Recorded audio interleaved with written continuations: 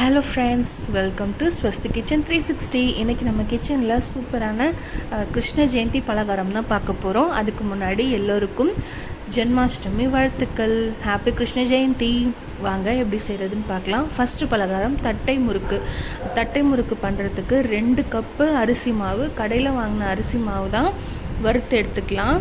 லைட்டாக லோ ஃப்ளேமில் வச்சு நல்லா ஃப்ரை பண்ணிகிட்டே இருக்கணும். கைவிடாமல் ஃப்ரை பண்ணிகிட்டே இருக்கணும், இல்லைனா கருகி போய் கலர் மாறிடும். அந்த கலர் மாறாமல் நல்லா சூடானதுக்கப்புறம் எடுத்து வச்சுக்கலாம்.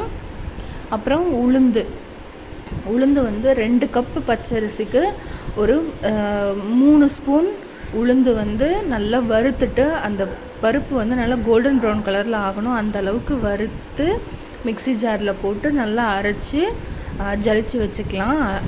இப்போ அரிசி மாவு நல்லா வறுத்தாச்சுன்றதை எப்படி டெஸ்ட் பண்ணி பார்க்கலாம் அப்படின்னு பார்த்தீங்கன்னா, வறுக்கிறதுக்கு முன்னாடி ஒரு கோலம் மாதிரி ஒரு கோடு போட்டு பாருங்கள். சரியாக போடவே வராது, ஆனால் வறுத்த மாவில் ஒரு கோடு போட்டு பாருங்கள், அழகாக சாஃப்டாக வரும். அதுதான் பதம். இப்போ நல்லா ஜலிச்சு எடுத்து வச்சிடலாம். இப்போது அரிசி மாவும் உளுந்து மாவும் நல்லா கலந்து விட்டுக்கலாம். அதுக்கப்புறம் ஜீரகம் ஒரு 1/2 ஸ்பூன் ஜீரகம், அப்புறம் ஒரு 1/2 ஸ்பூன் வெள்ளை எள். என்கிட்ட வெள்ளை எள் இருந்தது, உங்ககிட்ட கருப்பு எள் இருந்தாலும் அதை நீங்கள் ஆட் பண்ணிக்கலாம். அப்புறம் சில்லி ஃப்ளெக்ஸ் ஒரு 4 வரமிளகா மிக்ஸி ஜாரில் அரைச்சி போட்டிருக்கேன். அரை மணி நேரம் ஊற வச்ச கடலைப்பருப்பை தண்ணியை வடிச்சிட்டு கடலைப்பருப்பு மட்டும் ஆட் பண்ணிக்கலாம்.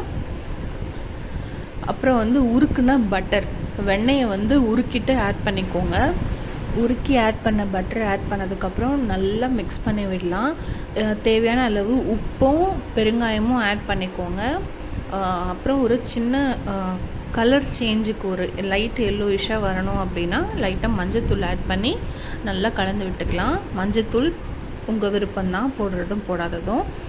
இப்போ ஃபஸ்ட்டு ஸ்பூனில் கலந்து விட்டுட்டு அப்புறமா கையில் நல்லா கலந்து விடலாம். நம்ம கையில் இருக்க ஹீட்டுக்கு அந்த பட்டர் மெல்ட் ஆகி வரும். அப்போ மாவை பிடிச்சிங்கன்னா பிடிக்க வரணும், உதிர்த்து விட்டால் அப்படியே ஃப்ரீயாக உதிரணும். இதுதான் பதம். வேணும்னா இன்னும் கொஞ்சம் பட்டர் கூட ஆட் பண்ணி நீங்கள் மிக்ஸ் பண்ணி விட்டுக்கலாம். இப்போ நல்லா கலந்து விட்டதுக்கப்புறம் கொஞ்சம் கொஞ்சமாக தண்ணி விட்டு சப்பாத்தி மாவு பதத்துக்கு கலந்து வச்சுக்கலாம். பாருங்கள், சாஃப்டாக மாவு கலந்து வைக்கணும், ரொம்ப டைட்டாக இருக்கக்கூடாது.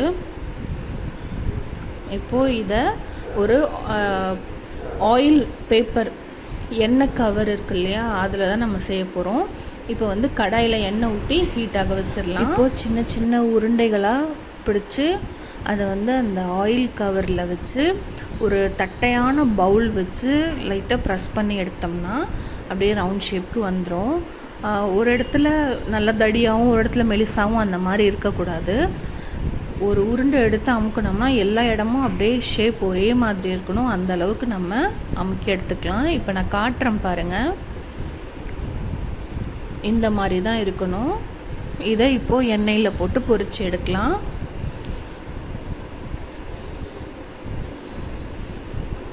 இந்த மாதிரி எல்லாம் ஒரு ஃப்ளாட்டான பவுலை வச்சு ப்ரெஸ் பண்ணி எடுத்து நம்ம சுட்டு எடுத்தோம்னா சூப்பரான தட்டை முறுக்கு வீட்டிலேயே ரெடி. கண்டிப்பாக இதே மாதிரி நீங்களும் ட்ரை பண்ணி பாருங்கள். கிருஷ்ண ஜெயந்தியை ஹாப்பியாக கொண்டாடுங்க. தட்டை முறுக்கு சுட சுட சூப்பராக க்ரன்ச்சியாக கிறிஸ்பியாக ரெடி ஆகிடுச்சு. இதை நான் உடச்சி காட்டுறேன். ரொம்ப நல்லா இருந்தது, சாப்பிடும்போது செம்ம டேஸ்ட்டு, நல்லா இருந்தது. கடையில் நம்ம வாங்குவோம் இல்லையா, அதே மாதிரி இருந்தது. இப்போ நெக்ஸ்ட்டு பலகாரம் ரவா லட்டு. ரவா லட்டு ஈஸி, ஆல்ரெடி என்னோடய சேனலில் நான் போட்டிருக்கேன். போன வருஷம் கிருஷ்ண ஜெயந்திக்கு ரவா லட்டு பண்ணியிருந்தேன், அதே தான் இந்த தடவை நான் பண்ணியிருக்கேன். நல்லா ரொம்ப ரொம்ப ரொம்ப நல்லா இருந்தது. நெய் கொஞ்சம் தூக்கலாக போடுங்க ரவா லட்டு பண்ணுறப்ப. சாப்பிடும்போது அதோட அரோமா செம்ம டேஸ்ட்டு, சான்ஸே இல்லை. அரிசி முறுக்கு நான் பண்ணியிருந்தேன். வெறும் அரிசி மாவு தான், ஜீரகம், பெருங்காயம், உப்பு, கொஞ்சம் கொஞ்சமாக தண்ணி தெளித்து சப்பாத்தி மாவு மாதிரி பிசைஞ்சு முறுக்கு பிழிஞ்சு எடுத்தேன். ரொம்ப டேஸ்ட்டாக இருந்தது. அரிசி முறுக்கு கடலை மாவு சேர்க்காமல் உளுந்து மாவு சேர்க்காமல் ரொம்ப ரொம்ப டேஸ்ட்டாக இருந்தது. கண்டிப்பாக இதேமாரி நீங்கள் ட்ரை பண்ணி பாருங்கள். அப்புறம் பலகாரம்லாம் செஞ்சு முடிச்சுட்டு ஃப்ரெஷ்ஷப் ஆகிட்டு புடவை கட்டிட்டு கால் பாதம் கிருஷ்ணரோட பாதம்லாம் போட்டு சுவாமிலாம் கிருஷ்ணர் பாட்டெல்லாம் டிவியில் போட்டுவிட்டு கூடவே பாடி பூவால் அர்ச்சனை பண்ணி ரொம்ப நாள் அந்த நாள் ரொம்ப ரொம்ப ரொம்ப சூப்பராக போச்சு. போன வருஷம் விட இந்த வருஷம் டெக்கரேஷன் கொஞ்சம் அதிகமாக பண்ணியிருக்கேன். ஏதோ எனக்கு தெரிஞ்ச அளவுக்கு பண்ணியிருக்கேன். பலகாரம், கிருஷ்ணர் டெக்கரேஷன் இதெல்லாம் எப்படி இருக்குது அப்படின்றத கண்டிப்பாக மறக்காமல் கமெண்ட்டில் சொல்லுங்கள்.